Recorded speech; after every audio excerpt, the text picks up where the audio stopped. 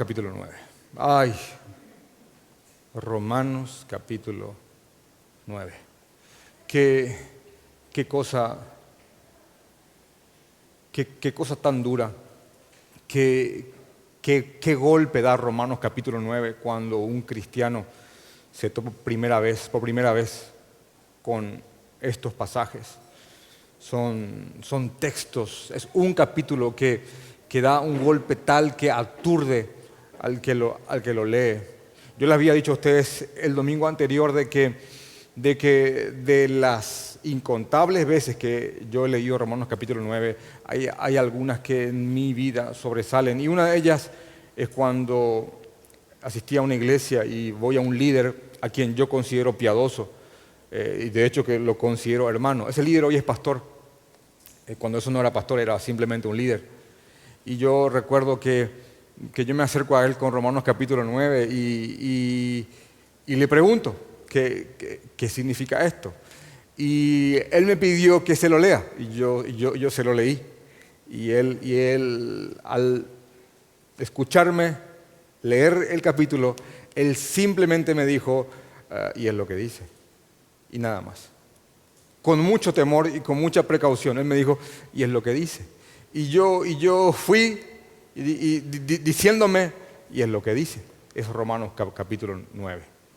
Ya hemos hablado el domingo pasado y el domingo antepasado sobre este capítulo, así que no vamos a profundizar desde el inicio, pero aún así yo creo que Romanos 9 es un capítulo totalmente indivisible.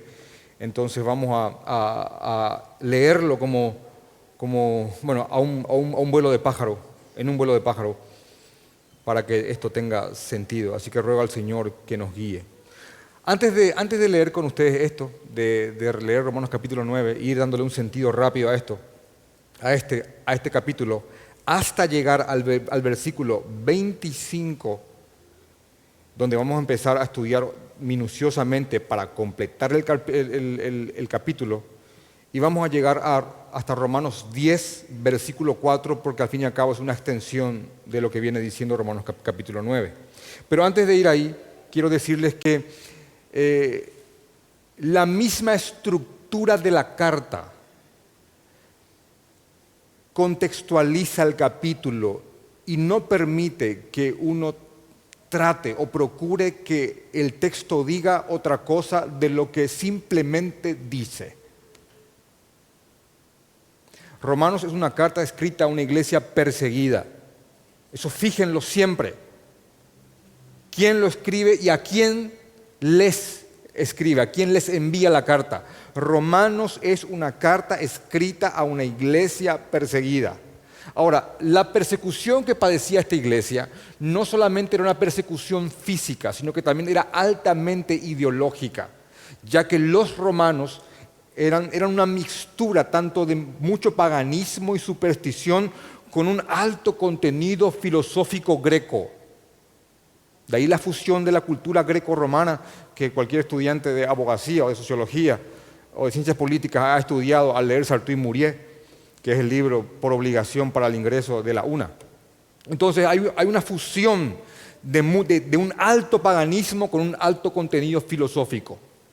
Entonces el cristiano romano, cuando leyó esta carta, tenía tanto que correr por su vida que luchar intelectualmente en contra de todo aquello que se levantaba en contra del conocimiento de Jesucristo. Así que ese es un contexto muy importante. Pablo en Romanos capítulo 1 agradece al Señor por el testimonio de estos cristianos y da gracias a Dios. No porque estos cristianos tenían templos lindos, o porque eran influyentes, o porque eran adinerados, sino que Pablo agradece a Dios porque la fe y el testimonio de estos creyentes, está en Romanos capítulo 1, era conocido en todas partes, en todas las demás iglesias. Pablo sigue después de eso hablando acerca de la culpabilidad del hombre, tanto del hombre sin ley, entiéndase el no judío, como del hombre judío. Judíos y no judíos están condenados por el pecado, que es lo que al fin y al cabo resume en Romanos capítulo 3, versículo 9, diciendo que pues somos nosotros merecedores somos nosotros mejores que ellos. en ninguna manera, pues ya hemos acusado a judíos y a gentiles que todos están bajo pecado, todos. Así que no hay diferencia en cuanto a la culpabilidad del pecado entre judíos y gentiles. Pablo quiere aquí derribar, destrozar esa pared que el judío levantaba, diciendo, yo judío, él gentil. Él dice, no, absolutamente iguales y todos están bajo pecado. Después de Pablo acusar a ambos, Pablo habla de él, pero ahora, que está en el versículo 21 del capítulo 3. Pero ahora, aparte de la ley, se ha manifestado la justicia de Dios. Y ya hemos estudiado eso, así que lo parafraseo y resumo a Pablo que dice, pero ahora Dios ha levantado, ha diseñado un camino de salvación, tanto para judíos y no judíos. Y ese camino es Jesucristo. Y acá se levanta como el corazón de Romanos, que algunos lo llaman la Acrópolis, la ciudad fuerte, que está en Romanos capítulo 3, del 23 al 26, donde Pablo describe el Evangelio, donde Jesús muere por nosotros, que vamos a hablarlo al ver el pasaje más adelante. Después, en cuanto a la fe y las obras, Pablo pone como ejemplo a Abraham, que Abraham no fue un hijo de Dios, escogido por Dios por las obras que él hizo, sino que él fue un hijo de Dios por la fe. Así que el mismo padre del judaísmo fue justificado por medio de la fe. Después de eso habla de la reconciliación que tenemos por Dios por medio de Jesucristo. Todas cosas que ya venimos estudiando. Lo que es un linaje de Adán en el pecado y el linaje de Jesús bajo la gracia. Después habla que ya estamos muertos bajo el pecado. Miren, ya estamos muertos bajo el pecado. Que ya no somos más esclavos del pecado. Y que jamás hemos de utilizar esta verdad, esta gracia, este evangelio como un motivo para hacer lo malo. ¿Alguien osaría usar su estado de salvo para decir, bueno, voy a pecar ya que Jesús pagó por mis pecados? De ninguna manera. El que piensa eso no le ha amanecido el evangelio. Y después de decir que ya no somos esclavos del pecado, Pablo, en Romanos capítulo 7, la idea central es algo que aturde, pero a la vez consuela, al igual que Romanos 9, diciendo que él aún peca. Pablo está diciendo que aún peca. Dice que él reconoce que hay una ley que está en él, que el mal aún mora en su persona. Mateo capítulo 7, versículo 21. Así que yo queriendo hacer el bien hallo esta ley, que el mal está en mí. Esto está escribiendo el apóstol. No dice que el mal estuvo, dice que el mal está. Y también dice que él se aflige porque aún él luchando contra su pecado, él termina haciendo cosas que no desea. ¿Y quién acá puede decir, eso a mí no me pasa?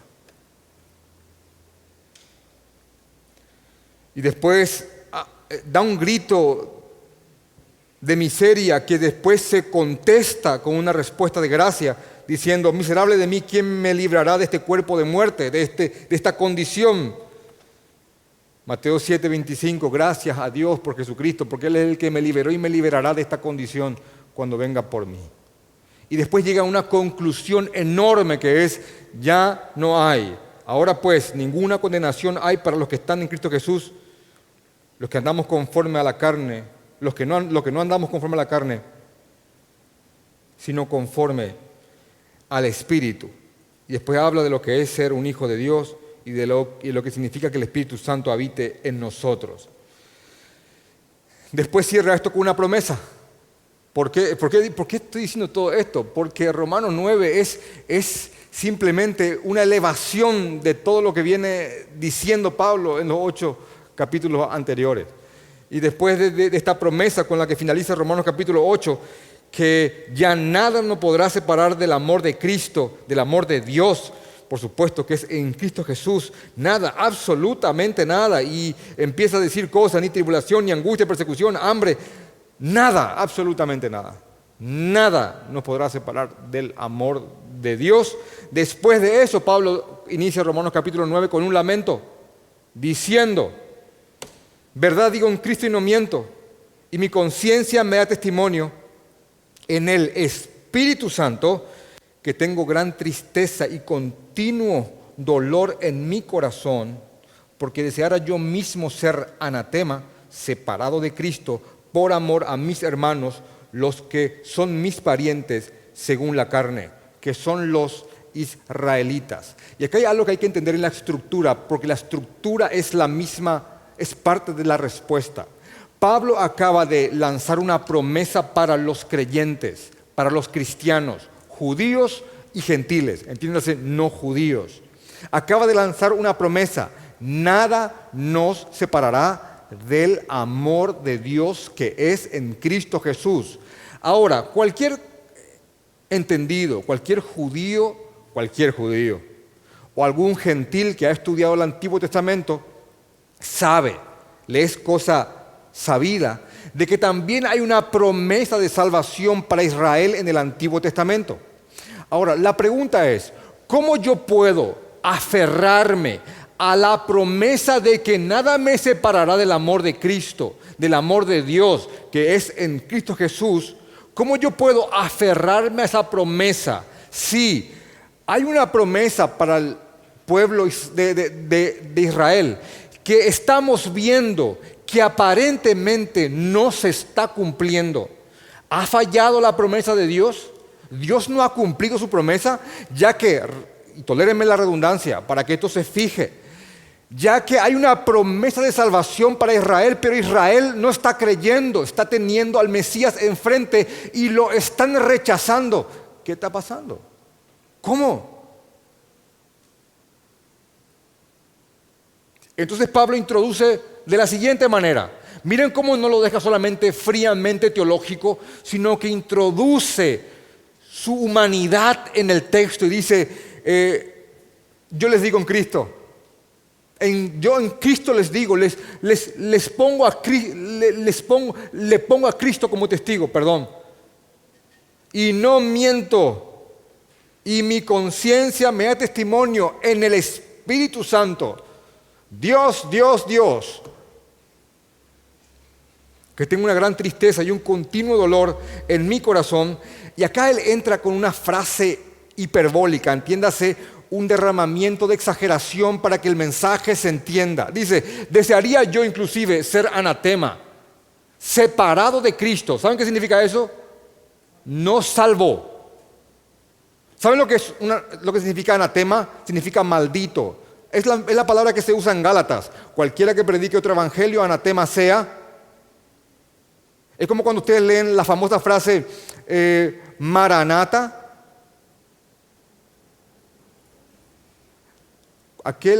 Cualquiera que no ame al Señor, anatema sea. Maranata, el Señor viene. Bueno, es la misma frase. Él dice, desearía yo ser anatema y separado de Cristo por amor de mis hermanos, los que son mis parientes según la carne. Estos son los israelitas. Y después da una serie de privilegios que los israelitas tuvieron y tienen. Y dice, de los cuales son la adopción, la gloria, el pacto, la promulgación de la ley, el culto y las promesas, de quienes son los patriarcas, entiéndase Abraham, Isaac y Jacob,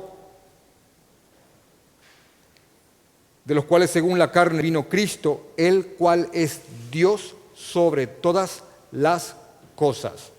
Ahora, lo que está diciendo es, mis parientes según la carne tienen todo esto y aún así, ante el Mesías, no lo pudieron ver. No pudieron ver que era Él. Ahora, alguien podría decir, bueno, acá se complica la cosa, porque ¿cómo yo aferrarme a una promesa que estoy viendo que la promesa al pueblo del Antiguo Testamento no se está cumpliendo, no están creyendo? ¿Qué está pasando? Entonces Pablo responde eso en el versículo 6 diciendo lo siguiente: no que la palabra de Dios haya fallado. La palabra de Dios no falló. Ustedes están viendo a un pueblo, en su mayoría, rechazando al Mesías, pero no significa que la promesa falló, sino que, y acá está la respuesta, no todos los que descienden de Israel son israelitas. No todos. Porque hay un pueblo dentro del pueblo. Hay una nación visible que es Israel, sí, pero hay una nación espiritual adentro. Así como lo mismo se puede decir de la iglesia, no toda esa masa que se llama iglesia es la iglesia, sino que hay una iglesia dentro de la iglesia, así como hay una Israel dentro de Israel. Y en su momento eso se manifestará y solo Dios sabe quiénes son. Y después, para fundamentar eso, Él pone el ejemplo de Isaac y el ejemplo de Jacob, para mostrar una vez más de que no son todos los que están, no son todos simplemente por ser descendientes. De hecho, que ya viene diciendo eso, que no es judío, cuando habla de los judíos, no es judío el que lo es exteriormente, no es judío el que se ha circuncidado al 8º día de algunas de las tribus, sino que es judío aquel que lo es en el corazón. Bueno, el mismo principio podemos traerlo para la iglesia y para lo que es ser en verdad un cristiano. Después de hablar de esto, simplemente Pablo dice: a Jacob amé y a Esaú aborrecí. ¿Qué pues diremos? ¿Que hay injusticia en Dios? En ninguna manera. Pues a Moisés dice: tendré misericordia del que yo tenga misericordia y me compadeceré del que yo me compadezca. Y miren por favor cómo esta misma frase, esta pequeña palabrita aquí, del, que es una simple contracción entre la preposición de y el artículo el, fácilmente uno puede, no economizando palabras, en vez de decir del, decir de él, separándola. Y esto les digo para que entiendan de que esto no se refiere a que Dios está eligiendo a algo intangible y abstracto, sino que está eligiendo a personas. Yo me compadeceré de, espacio, el que yo quiera, y tendré misericordia de el que yo quiera, básicamente eso. Así que no depende del que quiere ni del que corre, sino de Dios que tiene misericordia. Porque la Escritura dice a Faraón: para esto mismo te he levantado, para mostrar en ti mi poder y para que mi nombre sea anunciado por todas las naciones. De manera que de quien quiere tiene misericordia y al que quiere endurecer, endurece. Pero me dirás: ¿por qué pues entonces inculpa? Entonces, ¿por qué Dios atribuye culpa a alguien? Miren cómo el apóstol ya se adelantaba a eso. Porque ¿quién ha resistido su voluntad? Y antes de contestar, Pablo dice: más antes de contestarte esto, más antes, oh hombre, ¿quién eres tú para que alterques con Dios? Dirá el vaso de barro al que lo formó: ¿por qué me has hecho así? ¿O no tiene potestad el alfarero sobre el barro para hacer de la misma masa un vaso para honra y otro para deshonra? Y que si Dios, queriendo mostrar su ira y hacer notorio su poder, soportó con mucha paciencia los vasos de ira preparados para destrucción, y para hacer notorias las riquezas de su gloria, las mostró para con los vasos de misericordia que Él preparó de antemano ¿para qué? Para gloria. Por favor, entiendan esto para que se comprenda. Esto es un verso que habla de la salvación. ¿Saben por qué? Porque van a toparse con gente que dice: no, esto se refiere a una elección para ser un servidor de Dios y para ser una herramienta de Dios. Pero cuando habla de un alfarero y de una porción de masa, que él toma una porción de masa y hace vasos de honra, esa masa restante es para perdición. No solamente eso, el capítulo inicia con el lamento de Pablo por la incredulidad de sus parientes. Y es más, dice: desearía yo ser anatema y separado de Cristo con tal de que ellos se salven. Es un texto que habla de salvación. Y no inespecífica, salvación específica. Es más, como un ejemplo de vaso de ira preparado para destrucción, pone a Faraón. ¿Y qué ejemplo más grande de un perverso que el mismo Faraón? ¿Saben lo que es un faraón?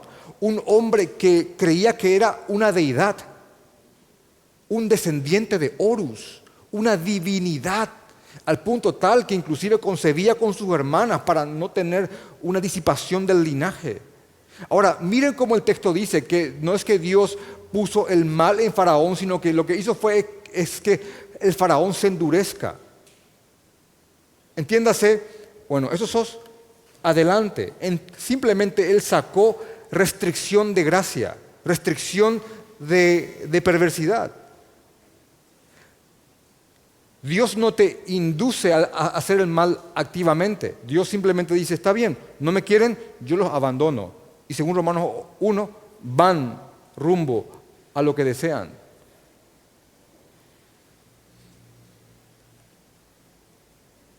Así que el endurecimiento del cual habla aquí es simplemente una forma en la cual Dios dice, está bien, continúe su camino. Y yo lo dejo para enaltecerme, al humillar al perverso y a sus ídolos. De hecho, que cuando ustedes ven las plagas, a la cual se hace referencia al texto, Dios humilló con cada plaga a cada dios que se suponía protegía a Egipto de la respectiva plaga que le envió. Así que Dios se glorifica de esta forma. Y después de hablar de estos vasos de ira, habla de lo siguiente, de unos vasos de misericordia. Y para hacer notorias las riquezas de su gloria, las mostró para con los vasos de misericordia que Él preparó de antemano para su gloria. Es lo mismo que dice Efesios capítulo 1, un texto que también hay que hacer un enorme esfuerzo para que simplemente no diga lo que dice. Igual Juan 10. Ahora, por si alguien dice, bueno, se refiere a los judíos, miren cómo después de hablar de estos vasos de gloria, Pablo dice, a los cuales también ha llamado, esto es, a nosotros. Ah, sí, Pablo dice a nosotros los judíos. No, a nosotros, no solo de los judíos, sino también de los gentiles. Así que no se refiere simplemente a una elección de Israel en cuanto a las demás naciones, sino que dice que estos vasos de honra que Dios ha preparado de antemano para glorificarse a través de ellos, somos nosotros, dice Pablo. Y repito, alguien podría decir, sí Pablo, ustedes los judíos. No, no solamente nosotros los judíos, sino también ustedes los no judíos. Somos esos vasos que el alfarero tomó de la masa caída para glorificarse a través de ella. Y aquí entra algo sumamente importante, a lo cual vamos ya a ir detenidamente. Pablo cita aquí a un profeta llamado Oseas. Y por favor, antes de mostrarles el texto 25 y 26 de Romanos capítulo 9, la pregunta es ¿por qué Pablo cita a Oseas? ¿Quién era Oseas? Porque él dice el texto, como también Oseas dice, 2 puntos. Después de haber dicho que estos vasos de gloria están compuestos por judíos y no judíos. ¿Quién era Oseas? Contexto rápido. Ustedes pueden agarrar y leer Oseas rápidamente. Es un libro bastante difícil de encontrar. No es un libro que generalmente uno lo lea. Pero básicamente Oseas era un profeta de Israel, el cual profetizó en tiempos de mucha prosperidad de la nación de Israel. Pero como dice un comentarista, un teólogo, en aquel tiempo la nación de Israel era como un mueble lustroso donde por dentro la carcoma lo estaba destrozando. Israel estaba siendo devorada por dentro por causa de su alejamiento de Dios y eso la estaba corrompiendo moral y espiritualmente. ¿Por qué estoy diciendo esto? Porque aplica mucho el contexto para entender por qué Pablo lo cita. Así que les recapitulo. Israel era próspera, estaba en una gran bonanza, Israel había conquistado muchos territorios, pero Israel se había separado del Señor. Y Dios levanta a este hombre, a este profeta, Oseas, para que Israel se arrepienta. Israel no escuchaba a Oseas. ¿Por qué? Porque se sentía segura en su prosperidad y en su poder bélico. Pero lo que estaba ocurriendo a la par de que Israel estaba en rebelión es que una gran nación llamada Asiria se estaba levantando y estaba sometiendo pueblo tras pueblo, nación tras nación, y venía conquistando los asirios, venían conquistando. Así que la seguridad de Israel sin Dios era efímera y era una ilusión porque Asiria venía. De hecho, que dice en el texto de Isaías que Asiria era una vara de la ira de Dios. Dios usó a Asiria para castigar a su pueblo.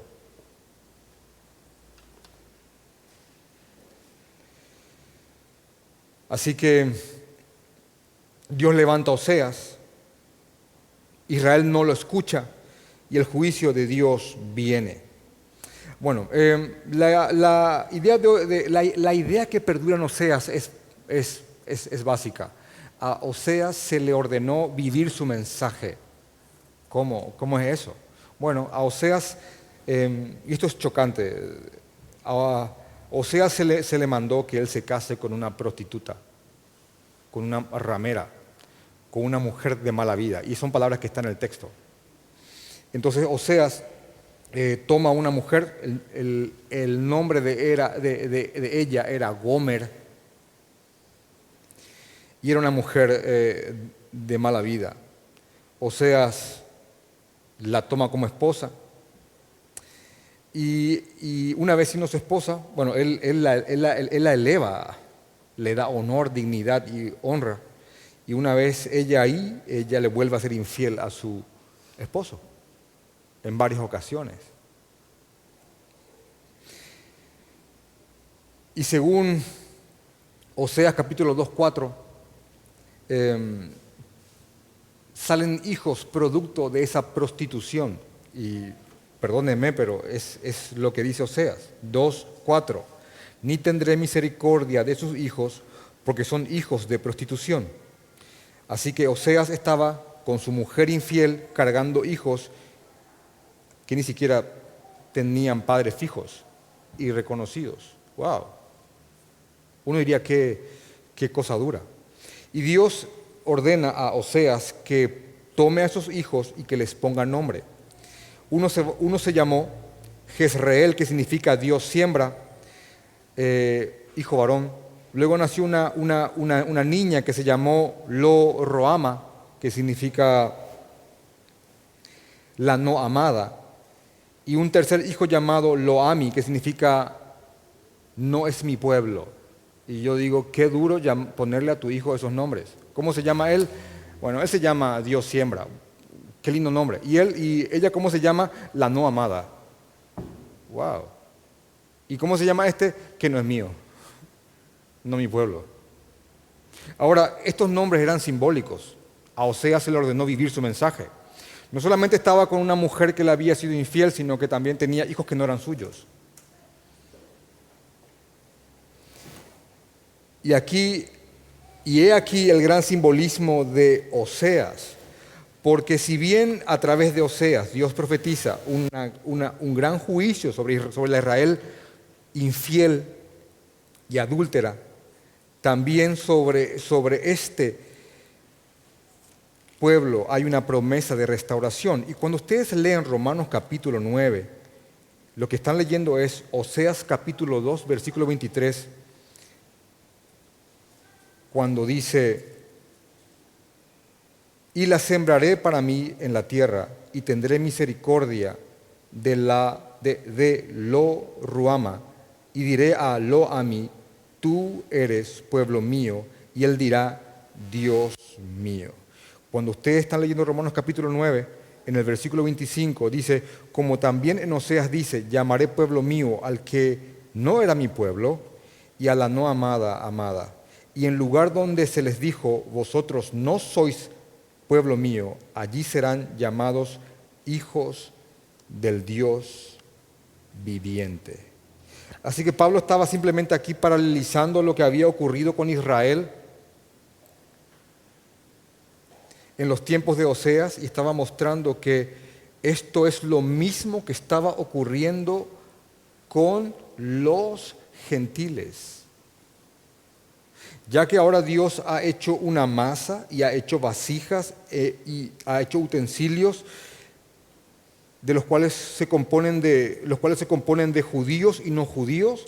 Bueno, cualquier judío podría decir, no, pero la promesa es nuestra. Y acá lo que le está diciendo Pablo a cualquiera que esté leyendo esto es que así como Dios hizo con los judíos en los tiempos de Oseas, cuando fueron infieles y Dios los restauró, así también está haciendo Dios hoy día con los gentiles. Así que era simplemente un paralelismo.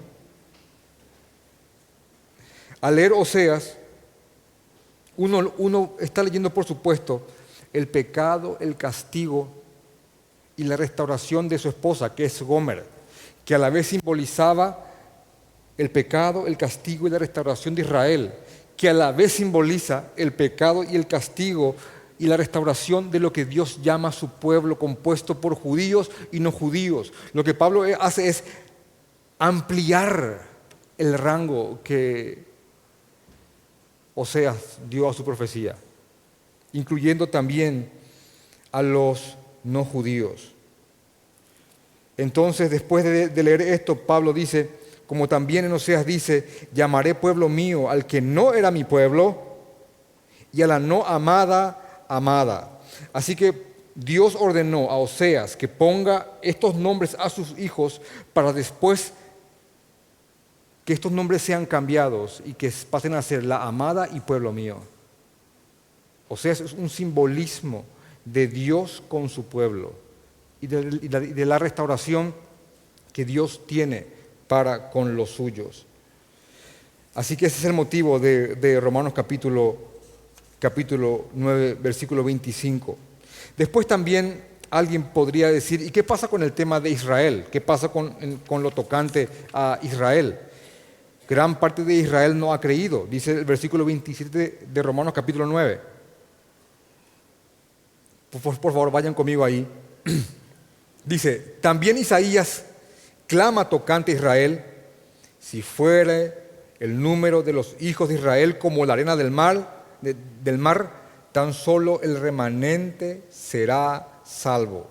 Vuelve Pablo a reafirmar aquello que ha hablado en Romanos capítulo 9, versículo 6, que la promesa de Dios no ha fallado, que hay un remanente dentro del pueblo y que ese remanente será salvo.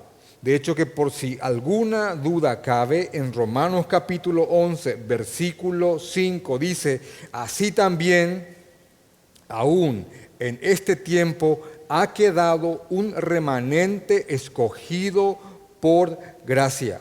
Lo que Pablo está haciendo acá es describir esa masa en la cual Dios ha deseado glorificarse, compuesta por judíos y no judíos, aquellos que no eran pueblo, pero hoy día son llamados pueblo, así como en el caso de Oseas.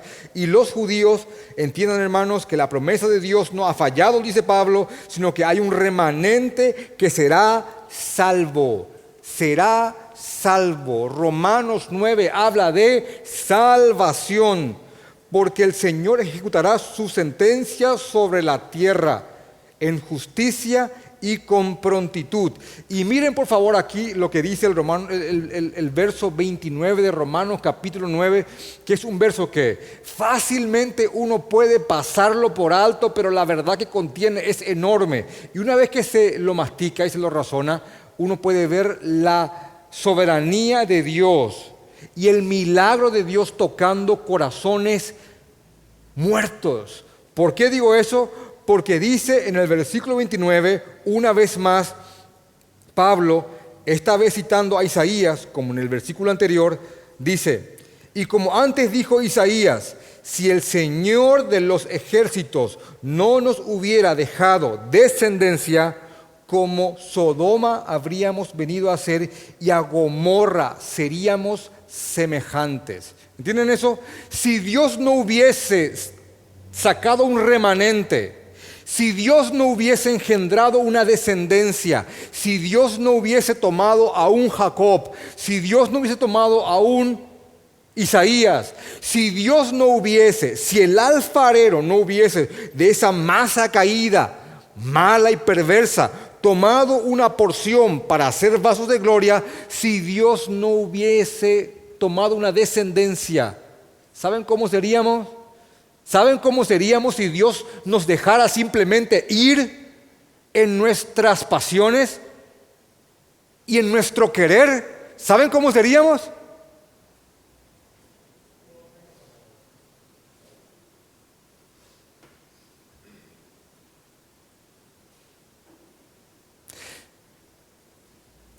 ¿Podés comprender a dónde irías? ¿A dónde irías? Si Dios no hubiese tocado tu corazón, como Sodoma habríamos venido a ser. Y a Gomorra seríamos semejantes.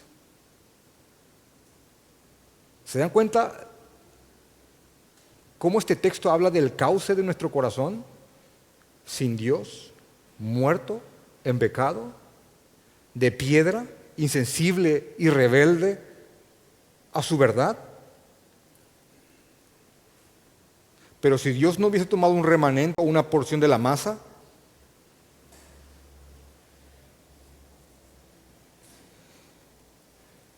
y aquí Pablo entra en el hermoso tema de la salvación por fe, diciendo lo siguiente. ¿Qué pues? ¿Qué más podemos decir? ¿Qué pues diremos? Sale una pregunta ahí. Romanos capítulo 9, versículo 30. ¿Qué más puedo decir? ¿Qué más podemos decir?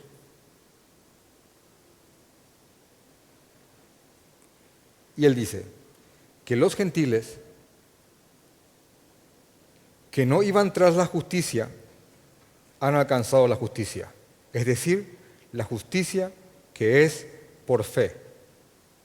Mas Israel, que iba tras la ley de justicia, no la alcanzó. ¿Por qué? La respuesta, porque iban tras ella no por fe, sino como por obras de la ley, pues tropezaron en la piedra de tropiezo. Y les traigo rápidamente Romanos capítulo 4, porque aquí Pablo está diciendo, ¿qué vamos a decir? ¿Qué más le puedo decir?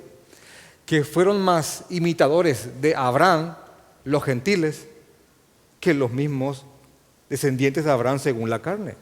Porque a Abraham le fue contado por justicia la fe. Estos gentiles, dice Pablo, como un judío, los no judíos, ¿saben por qué alcanzaron la justicia?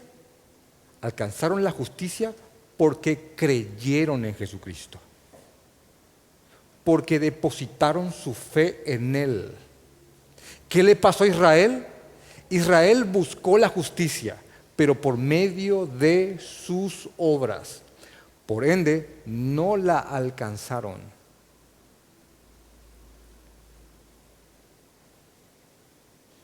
Y no solamente que no la alcanzaron, sino que vinieron a tropezarse con esta enorme roca.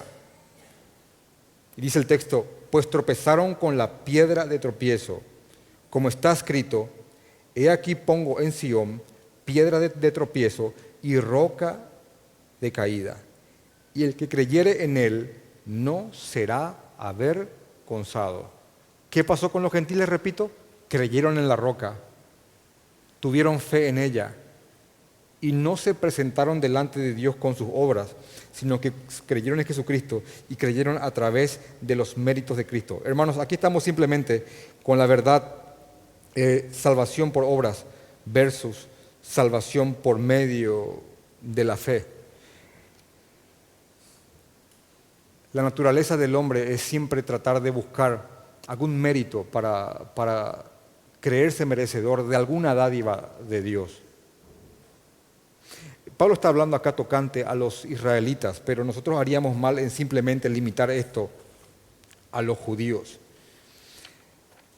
Los judíos en los tiempos de Jesús se habían perdido de tal manera, se habían extraviado de tal manera del por qué Dios les dio la ley, que la ley, en vez de ser un instrumento que los guía al Señor, terminó siendo un instrumento de tropiezo para ellos.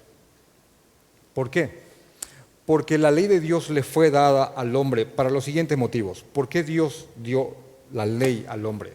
Primeramente, para que el hombre, al ver la ley, se vea como un espejo y vea no lo que puede llegar a hacer al cumplir la ley, sino que vea su imposibilidad y lo perverso que es al no poder cumplirla. La ley es un espejo. Cuando la ley le muestra al hombre lo que no es, la misma ley produce con el Espíritu Santo que el hombre clame por un Salvador. No puedo cumplir tu ley, Señor, y la paga del pecado es la muerte.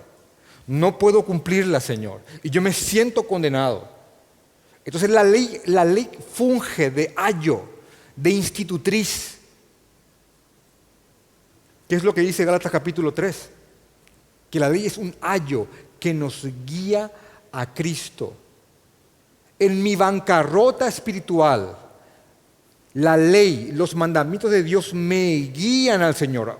Una pregunta no incoherente es, ¿por qué Dios nos da mandamientos que no podemos cumplirlos del todo? Dios no te da los mandamientos para que los cumplas del todo. Claro, ¿hay que tratar de cumplirlos? Sí, se llama santificación. Pero no hay que tratar de cumplirlos al punto tal que yo diga, Señor, yo creo que soy un buen hombre. He cumplido muchos mandamientos tuyos, creo que me merezco que me recibas en tu reino. No es para eso. La ley nos guía a Cristo. Y una vez en Cristo encontramos su perdón y salvación. Y nos hacemos de los méritos de Cristo, entiéndase, de la justicia de Cristo, para pararnos delante de Dios. Cuando en el Sermón del Monte Pablo dice, bienaventurados los pobres en espíritu, no se está refiriendo a una clase social ni a quien tiene más o menos poder adquisitivo. Se refiere a quiénes son estos pobres en espíritu. Se refiere a aquellos que se paran frente al Señor y dicen, Señor, yo tengo una bancarrota de méritos. No hay nada que yo pueda presentarte para decirte, por esto yo creo que merezco ser tu hijo o merezco que me salves. El pobre en espíritu se aferra a los méritos de Cristo. Entiéndase, tiene fe y confianza en que Cristo vivió la vida que yo no puedo vivir. Y Cristo murió la muerte que yo merecía morir por la vida que yo he vivido.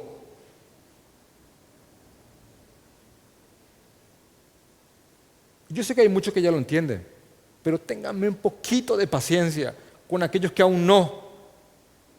Y voy de nuevo.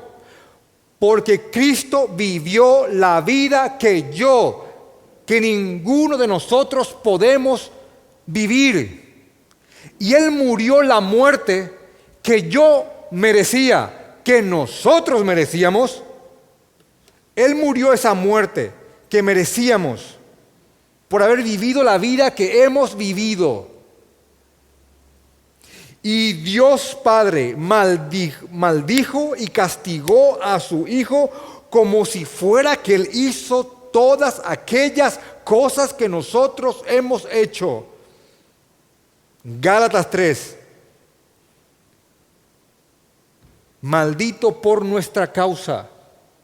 Isaías 53. Maldito por nuestras rebeliones, quebrantado por el Padre. Él nos sustituyó en el justo ante el justo castigo de Dios, porque Dios es justo. ¿Y saben qué? Dice Pablo, los no judíos, los gentiles, lo creyeron. Ellos lo creyeron.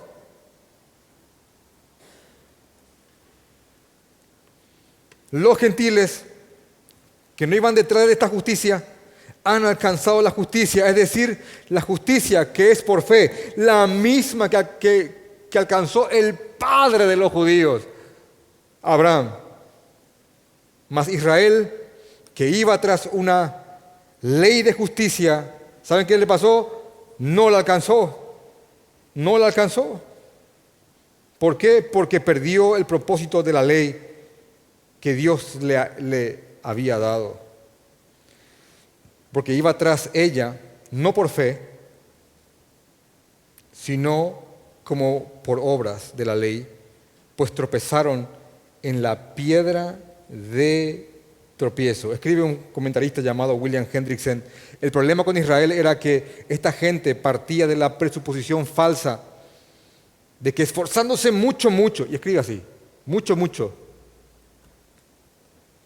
ellos podrían algún día obedecer toda la ley de Dios, de modo que llegasen algún día a exclamar: éxito, lo logramos. William Hendrickson. Y añade diciendo: Pablo predicaba un evangelio totalmente distinto. Entonces les repito, lo que la ley debió de provocar en ellos es Gálatas capítulo 3, versículo 24. De manera que la ley ha sido nuestro ayo para llevarnos a Cristo, a fin de que fuésemos justificados, no por la ley, dice, sino que por la fe. Pero los religiosos de aquel tiempo, de los tiempos de Jesús, y no solamente se puede limitar a ellos, podríamos hablar de los religiosos de cualquier época, habían creído que el hombre puede cumplir la ley de Dios y hacerse merecedor de su salvación. Pero Dios dice que la única forma de salvación es en la fe en Jesucristo. Así que estos judíos tropezaron con una gran roca. ¿Y cómo se llama esa roca? Esa roca se llama Jesucristo. Jesucristo es la roca. Hay enormes textos y contundentes textos que hablan acerca de Jesús como la roca. Y acá dice, el texto en cuestión dice, pero tropezaron en la piedra de tropiezo. Como está escrito: he aquí pongo en Sión piedra de tropiezo y roca de caída, y el que creyere en él no será avergonzado. ¿Cuál era el problema? Porque hay un problema y un tropiezo en esta roca, entiendas, en Jesucristo. El problema es que tropezaron con la verdad de Cristo, con la verdad del Evangelio. Y mientras ellos siguieran confiando en sus obras como una forma de salvación, jamás podrían abrazar a Cristo. Jamás podrían abrazar a Cristo. Y otra vez, esto no se puede simplemente limitar en un sentido general a los judíos de aquella época, sino que a cualquier persona que confíe en sus méritos como una razón para salvación. Así que lo que básicamente Pablo está mostrándonos es que mientras Mr. Bueno no muera, jamás va a abrazar a Cristo. Esa es la roca de tropiezo. La roca del que se cree bueno, la roca del que se cree, es una roca de tropiezo para el que se cree justo, para aquel que cree que hace alguna obra meritoria de que Dios diga: qué buena persona, vamos, vení conmigo. Eso era para ellos, para esa clase de gente. Aquí Pablo habla de judíos. Jesús es un tropiezo. Mientras alguien abrace su justicia propia, Cristo siempre será un tropiezo. Mientras alguien no vea lo que realmente es, no abrazará a Cristo como su Salvador. No lo va a hacer. De ahí la razón por la cual, y volvemos a la estructura de Pablo, Pablo hace un enorme esfuerzo en Romanos capítulo 1, 2 y parte del 3 para que te sientas condenado. ¿Por qué? Porque lo que Pablo está haciendo en los primeros capítulos de Romanos es desplegar ese manto negro terciopelado que despliegan los joyeros antes de ponerte la joya para que la joya resalte ante el manto negro. Pablo te muestra tu estado de condenación para que tenga sentido la idea de un Salvador.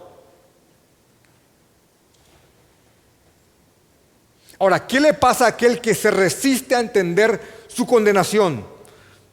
No soy tan malo, no. Cristo es un tropiezo. Es una roca de hacer caer. Eso es lo que está diciendo aquí. Y hay textos sumamente contundentes. Y quisiera, por favor, inclusive, leer con ustedes Hechos capítulo 4. La escena es la siguiente. Pedro y Juan ante el concilio. Pedro y Juan ante muchos judíos, de mucho renombre y con mucho poder. Y Pedro y Juan predicaban el Evangelio. Y fueron llevados ante el concilio, ante las autoridades. ¿Para qué? Para que ya no prediquen más, para que ya no hablen más sobre Jesús. Y dice Romanos capítulo 4 que poniéndole en medio les preguntaron con qué potestad o con qué nombre habéis hecho vosotros esto. Entonces Pedro, lleno del Espíritu Santo, le dijo, gobernantes del pueblo y ancianos de Israel, puesto que hoy se nos interroga acerca del beneficio hecho a un hombre enfermo, de qué manera éste haya sido sanado. Sea notorio a todos vosotros, y repito, ellos dijeron, sea notorio a todos vosotros y a todo el pueblo de Israel, que en el nombre de Jesucristo de Nazaret, a quien vosotros crucificasteis y a quien Dios resucitó de los muertos, por él este hombre está en vuestra presencia sano. Ellos habían hecho un milagro y habían predicado el Evangelio. Y dice el versículo 11, este Jesús es la piedra reprobada por vosotros, los edificadores, la cual ha venido a ser la cabeza del ángulo.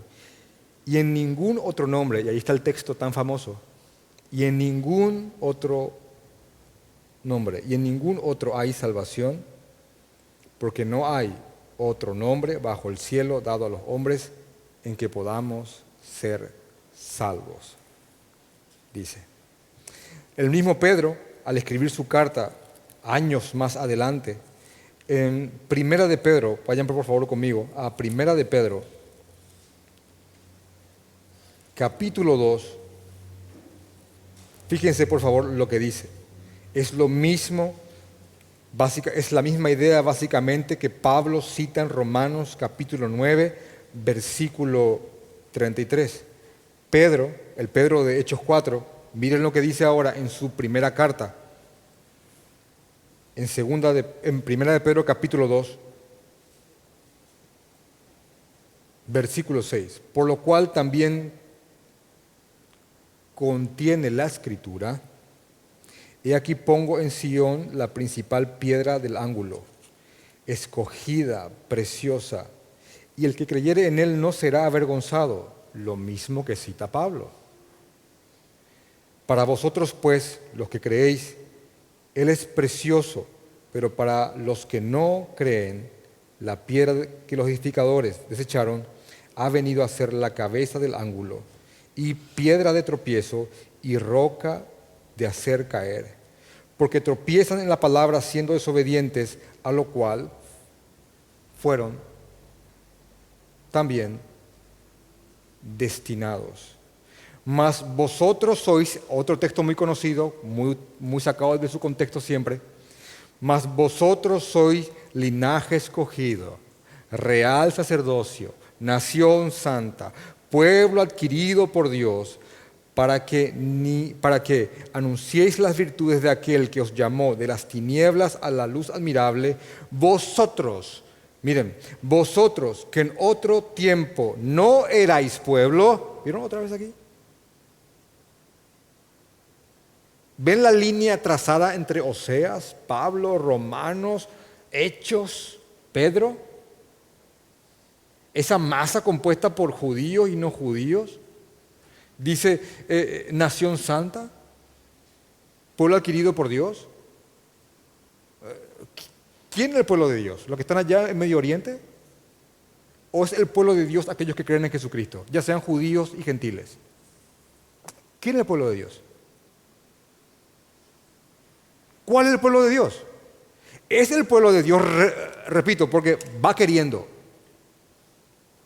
¿Es el pueblo de Dios aquel grupo de personas que está ya en Medio Oriente? ¿O es el pueblo de Dios esa masa compuesta por judíos y gentiles que creen en Jesucristo? ¿Cuál es el pueblo de Dios? ¿Cuál? Aquí Pedro dice, vosotros que en otro tiempo no erais pueblo, pero que ahora sois pueblo de Dios, que en otro tiempo no habíais alcanzado misericordia, pero ahora habéis alcanzado misericordia.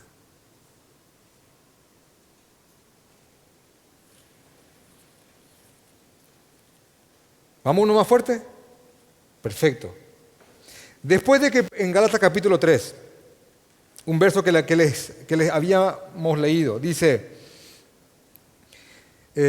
Gálatas capítulo 3, versículo 24, de manera que la ley ha sido nuestro ayo para llevarnos a Cristo, a fin de que fuésemos justificados por la fe. Bien, ahora miren lo que dice en el versículo 28, ya no hay judío ni griego, una forma de llamar gentil, no hay esclavo ni libre, no hay varón ni mujer, porque todos vosotros sois uno. ¿En quién? En Cristo Jesús. Y si vosotros sois de Cristo, ciertamente linaje de Abraham sois y herederos según la promesa. ¿Quién es el pueblo de Dios? Una masa de personas que se hace llamar Israel, pero ha rechazado a Dios. ¿O es esa Israel, ese remanente, salvo por gracia, compuesto tanto por judíos y gentiles, que son uno en Cristo? Uno en Cristo. Y cualquiera que sea de Cristo, linaje de Abraham es y heredero según la promesa. ¿O acaso no dice Efesios capítulo 2? Por tanto, acordaos que en otro tiempo vosotros, los gentiles, en cuanto a la carne, eran llamados incircuncisos por la llamada circuncisión hecha por mano de hombre. En aquel tiempo estabais sin Cristo, alejados de la ciudadanía de Israel, alejados de la ciudadanía de Israel, y ajenos a los pactos de la promesa, sin esperanza y sin Dios en el mundo. Pero ahora en Cristo Jesús, vosotros que en otro tiempo estabais alejados, habéis sido cercanos por la sangre de Cristo, porque Él es nuestra paz, que de ambos pueblos hizo. ¿Cómo refuta esto? ¿Cómo se refuta esto? Y vamos de nuevo. ¿Cuál es el pueblo de Dios?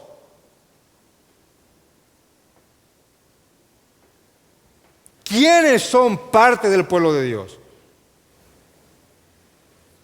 ¿Una Israel externa o una Israel espiritual que ha abrazado a Cristo? Judíos y no judíos. Esa masa que el alfarero ha tomado de la masa caída para hacer vasos de honra. Y Pablo ora diciendo, hermanos, ciertamente el anhelo de mi corazón y mi oración a Dios por Israel es para salvación, por si alguna duda quepa. Es para salvación. Romanos 9:1, Romanos 9:6, Romanos 9:20, 21, 22, 23, Romanos 9:27, Romanos 11:5. Acá está. Hermanos, ciertamente el anhelo de mi corazón y mi oración es por Israel, es para salvación.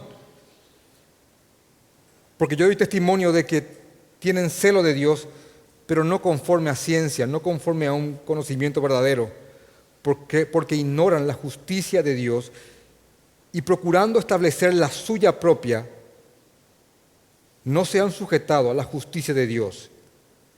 ¿Y por qué leo esto rápido? Porque es básicamente una reafirmación de todo lo que viene diciendo. Pablo es hermosamente redundante para mí. Porque miren lo que dice Romanos capítulo 10, versículo 4. Porque el fin de la ley es Cristo, para justicia de todo aquel que cree. El fin de la ley es Cristo, para que sea justificado y perdonado todo aquel que en Él cree. Y básicamente Él vuelve una y otra vez a la misma verdad, que básicamente ya hay una conclusión en Romanos capítulo 3, versículo 28, que dice: concluimos pues que el hombre es justificado por fe sin las obras de la ley. ¿Es Dios solamente Dios de los judíos?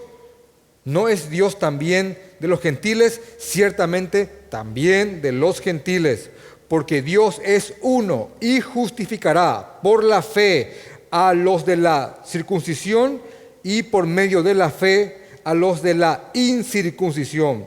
Luego, por la fe invalidamos la ley. Por la fe yo invalido la ley, dice Pablo, en ninguna manera, sino que confirmamos la ley. Confirmamos instrumento para qué es, para qué, para guiarnos a Cristo.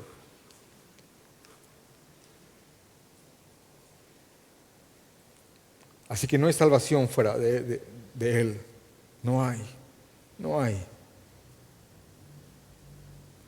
Y la única forma de pararse frente al Señor en el día de nuestro juicio es única y exclusivamente a través de los méritos de Cristo. Y pueblo suyo será, y pueblo suyo es. Y la no amada, que fue llamada luego amada, y el no pueblo mío, que fue llamado pueblo mío, está compuesta por esa masa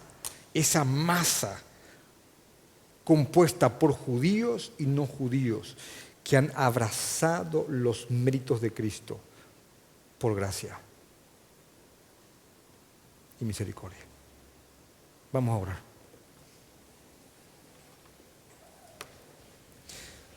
Gracias, Señor. Gracias, Padre.